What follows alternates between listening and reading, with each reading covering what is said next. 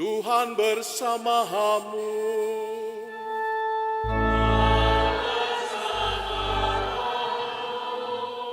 Inilah Injil suci menurut Matius.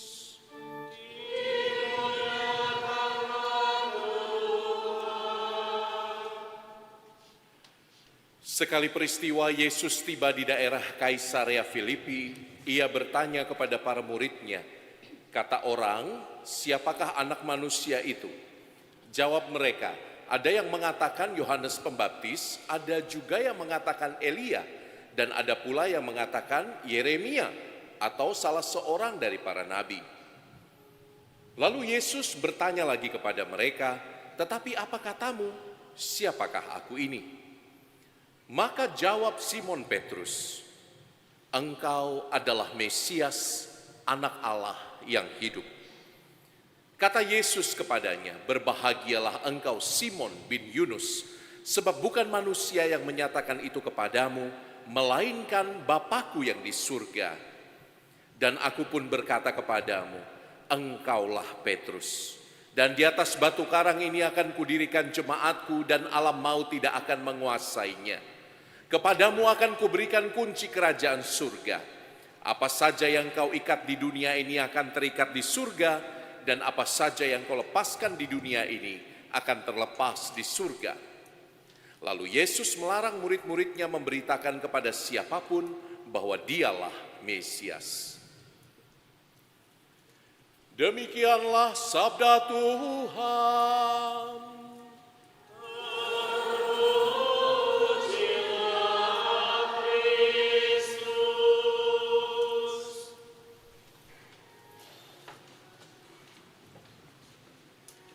Saudari-saudaraku yang diberkati Tuhan, selamat sore.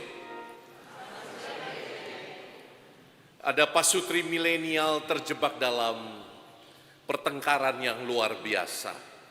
Ceritanya begini, suaminya itu beli PS5 diam-diam.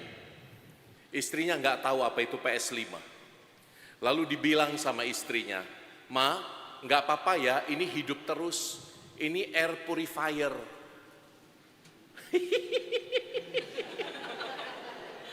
Dia nipu mbak bojone. Ini air purifier itu apa bahasa Indonesianya? Penjernih udara ruangan. Tapi istrinya kemudian kan selama di rumah melihat ini kok alatnya bunyi terus. Kemudian kok panas. Oh sudah saatnya dibersihkan, maka disiram, diresiki, disiram air, digosok pakai sabun. Ya rusak. Lalu mereka berdua bertengkar. Tidak ada hikmat di antara mereka. Yang ada adalah saling curiga, saling cemburu, dan juga ada penipuan di sana antara suami istri, betul? Itu di level rumah tangga. Di level negara, ada pemimpin negara yang menang karena pemilunya suka joget-joget.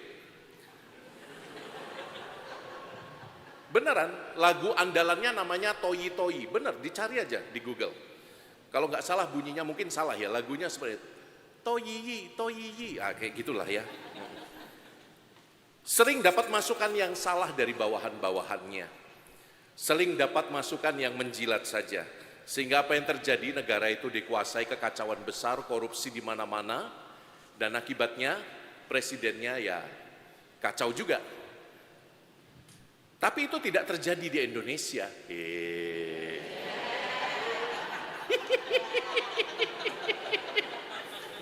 Beneran, ini presiden dari Afrika Selatan namanya Jacob Zuma. Seorang Kristiani seperti Anda dan saya. Bangga ya kita ya. Tidak terjadi di Indonesia, catat ya.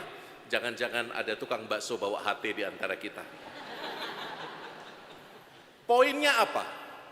Kita ini butuh hikmat. Mulai dari mengurus rumah tangga sampai mengurus negara. Mengurus diri sendiri pun kita butuh hikmat. Butuh kebijaksanaan. Kata hikmat, kata bijaksana dalam kitab suci, dalam bahasa Ibraninya chokmah, dalam bahasa Yunaninya Sophia, dalam perjanjian lama, terutama dalam kitab Deuterokanonika, dikatakan apa? Hikmat bijaksana itu adalah kehadiran Allah yang aktif, yang nyata, dan yang menyapa manusia. Kalau Anda buka kitab Amsal, dari bab 8, bab 9, Anda akan melihat bahwa hikmat itu digambarkan seperti seorang perempuan yang berteriak-teriak di tengah jalan supaya manusia hidup di dalam kebenaran. Seruannya itu bertobatlah, hiduplah benar, hiduplah baik. Dalam kitab Amsal bab 8, bab 9. Dikatakan juga bahwa kebijaksanaan atau hikmat itu seperti arsitek yang di samping Allah ketika membentuk alam, dunia, bumi, dan langit. Indah sekali. Jadi hikmat itu juga disamakan seringkali dengan kualitas ilahi. Dan mungkin ini sebabnya dalam Injil yang kita dengar hari ini, ada dua jawaban yang kontras. Anda lihat kan? Ketika Tuhan Yesus bertanya kepada para muridnya, menurut orang siapakah aku ini? Jawaban yang pertama itu jawaban spekulatif. Jawaban yang mengandalkan pengetahuan manusiawi, pengetahuan inderawi. Ada yang bilang engkau Yeremia, ada yang engkau ini Elia, engkau ini Musa, salah seorang dari para nabi. Itu jawaban manusiawi. Sementara apa jawaban Petrus? Menurut kamu, siapakah aku ini? Jawaban kedua dari Petrus bukanlah jawaban intelektual, tetapi jawaban yang datang dari hikmat, dari relasi personalnya dengan Yesus. Dia menjawab, engkaulah Mesias, anak Allah yang hidup. Dan Yesus memuji jawaban itu. Tuhan Yesus mengatakan, hai Simon, bukan kau yang sedang berbicara. Jawaban ini bukan dari darah dan daging, bukan dari pengetahuan intelektualmu saja. Ini adalah jawaban hikmat, jawaban yang datang dari Allah Bapakku sendiri. Matius bab 16 ayat 17 tadi Tuhan bersabda. Saudari-saudara, kadang-kadang kita tidak sadar, kita ini banyak tahu kok tentang Allah.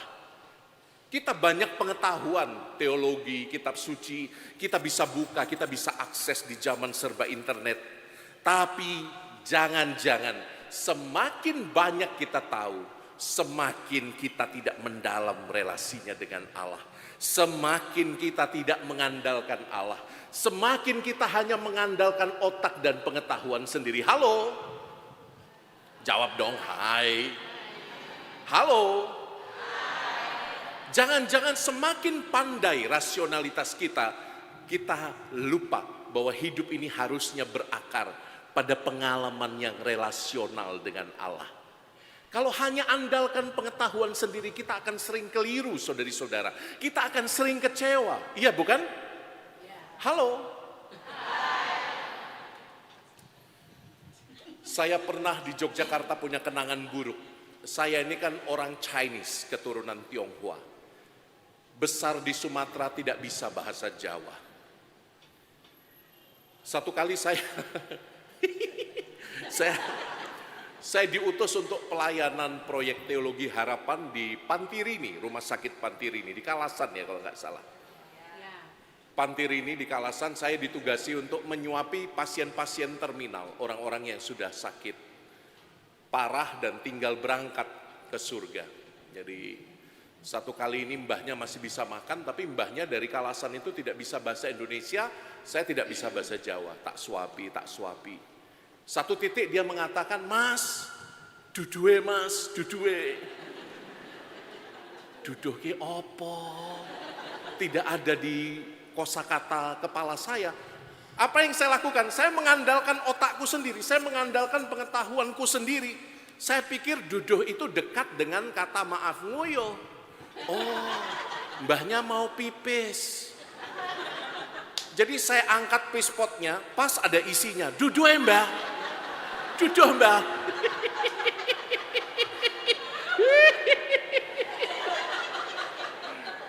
Duduh mbah. Duduh itu apa? Bahasa Indonesianya kuah.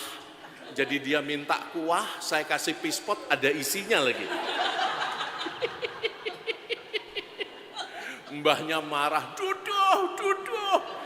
Akhirnya saya lari ke pos perawat. Duduh itu apa suster? Oh duduh itu kuah frater waktu itu. Jadi akhirnya saya minta maaf, merasa sangat bersalah. 2 hari kemudian mbahnya meninggal. Kalau Anda gunakan otakmu sendiri, Anda gunakan pengetahuanmu sendiri, Anda gunakan hitungan-hitungan dan kalkulator manusiamu sendiri, kau akan sulit untuk menemukan kebahagiaan di dunia ini. Karena apa? Tidak ada relasi personal dengan Tuhan. Ayo, undangan Romo pada sore hari ini. Andalkanlah hikmat, andalkanlah pengetahuan yang datang dari Allah. Di dalam doa, di dalam meditasi kitab suci, di saat teduh di mana Anda beradorasi di depan Allah, minta petunjuk dan pengetahuan Allah. Dialah sumber segala hikmat dan berkat. Amini. Amini. Hidup begitu sibuk kadang-kadang. Kita sibuk mencari makan, kita sibuk pelayanan, tapi kita lupa untuk diam dan meminta hikmat dari Tuhan. Roma bab 11 ayat 33 sampai 36 yang kita dengarkan dalam bacaan kedua tadi. Betapa dalamnya hikmat dan pengetahuan Allah. Anda tinggal minta. Dan orang yang sudah diberi hikmat, orang yang mampu mengenali kehadiran Allah secara personal, akhirnya akan diberi tanggung jawab. Sama seperti Petrus, diberi kunci kerajaan surga. Sama dalam kitab Yesaya bacaan pertama, Yesaya 22 yang Anda dengarkan, si Ebna, pegawai kerajaan yang sangat egois itu, digantikan oleh Eliakim.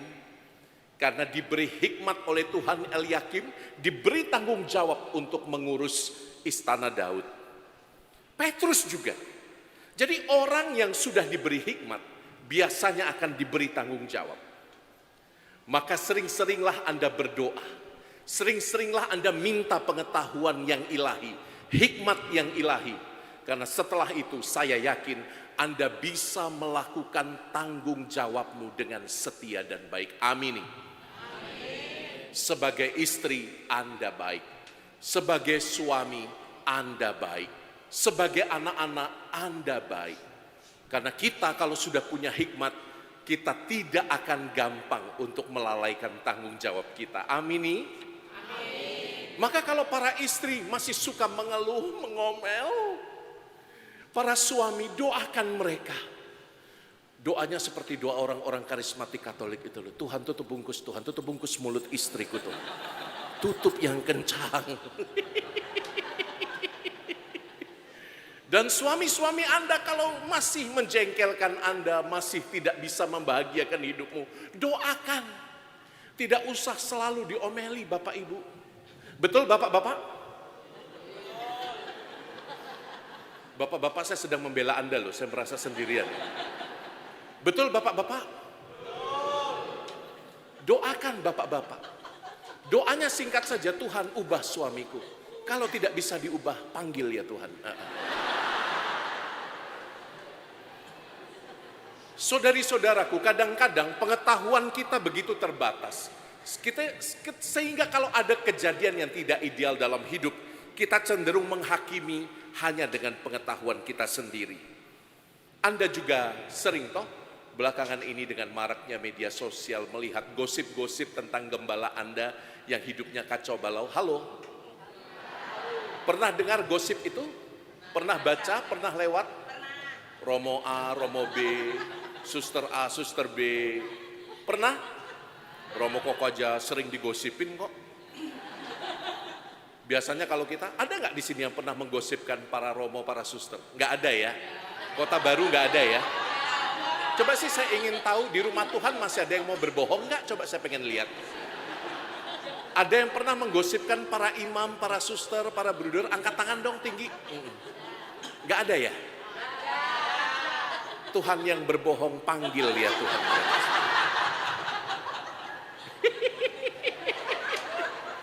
Loh, kalau kita hanya mengandalkan pengetahuan sendiri, otak sendiri, kita cepat loh menghakimi. Betul. Apalagi dengan adanya gosip dan gosip itu. Orang pertama datang, lu udah dengar belum? Romo Fajar, dia semalam makan dengan satu keluarga Kristiani. Woi. Orang kedua udah datang, berubah beritanya. Lu udah dengar belum? Romo Fajar Esye, pastor kepala kita. Dia sudah makan dengan satu ibu Kristiani semalam. Ayo, Udah berubah dari satu keluarga menjadi satu ibu. Orang ketiga lebih parah, dia datang, lu udah dengar belum? Romo Fajar, dia sudah makan Ibu Kristiani.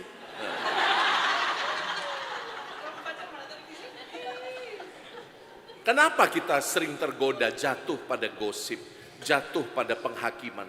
Karena kita banyak menggunakan akal pikiran sendiri dan tidak banyak berlutut dalam doa. Halo. Mintalah rahmat Tuhan, hai orang-orang muda terutama, supaya kamu bisa membedakan mana opini, mana kata orang, dengan mana yang menjadi kehendak Allah. Supaya bersama-sama kita berani mengatakan kepada Tuhan, Tuhan, apa yang sebenarnya menjadi kehendak-Mu dalam hidupku? Jangan banyak menangisi hidupmu dengan kalkulasimu sendiri, lalu kamu merasa menjadi orang yang paling menderita di dunia ini. Why me, Lord? Why me? Mengapa aku, Tuhan, yang harus menderita? Mengapa, Tuhan? Mengapa suamiku begini, anak-anakku begitu, istriku begini? Mengapa, Tuhan? Mengapa romo-romoku begini, Tuhan? Why? Why me, Lord? Mengapa mertuaku begini dan begitu? Why me, Lord? Mengapa aku yang harus menderita? Tuhan akan buka langit menjawab, why not?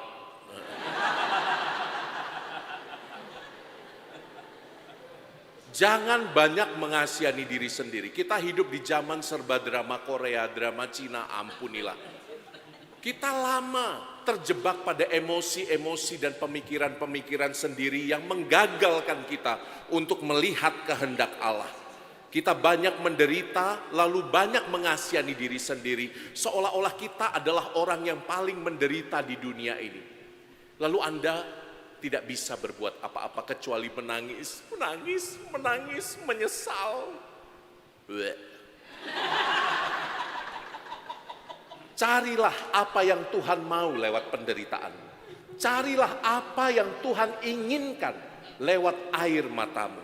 Carilah semua itu di dalam doa, supaya pada akhirnya engkau dan aku, kita dapat sama-sama hikmat Allah, dan kita bisa menjawab Tuhan Yesus, Engkaulah Mesias, anak Allah yang sungguh hidup di dalam diriku.